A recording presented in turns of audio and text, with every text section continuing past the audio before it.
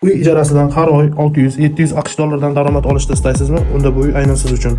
Ushbu ko'rib turgan uyimiz Chilonzor tumani 8-kvartalda joylashgan 2 xona 3 xonaga o'zgartirilgan uyimizda bu asosiy xonamiz, mehmonxona, o'zini yumshoq mebel va barcha texnikalar bilan jihozlangan. Ko'rib turganlaringdek uyimiz ko'prik pod sistema bilan ta'minlangan. Hamma xonalarimiz o'zining katta televizori va loft uslubidagi mebellari bilan. Bu yerda esa oshxonamiz o'rnini uyimiz egalari tomonidan bolalar xonasiga o'zgartirilgan. Ko'rib turganlaringdek uyimiz 4 qavatli binoni 1-qavatda joylashganligi sababli barcha romlarga panjara o'rnatilgan.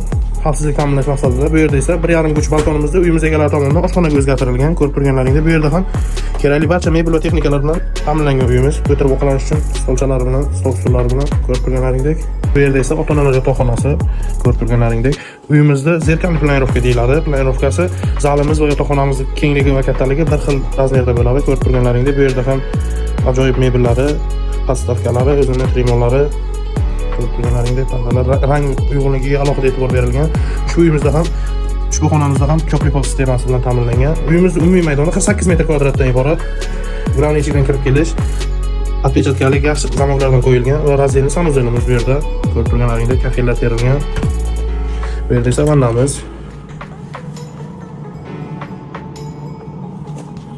Ushbu uyimizni ijaraga berib har oy 600-700 AQSh dollardan bemalol daromad qilsangiz bo'ladi. Ushbu uyimizni mo'ljaliga keladigan bo'lsak, Chilonzor tumani 8-kvartal Rayhon milliy taomlarini ro'parasida joylashgan Mirzo Ulug'bek metrogacha bor yo'g'i piyoda 5 daqiqalik masofada joylashgan ushbu uyimizni videoda ko'rgan barcha mebel va texnikalaring bilan egalari 83.500 AQSh dollari narxlashmoqda. Agarda kimgadir qiziq bo'lsa, opsiyadagi raqamlarga qo'ng'iroq qilishingiz mumkin.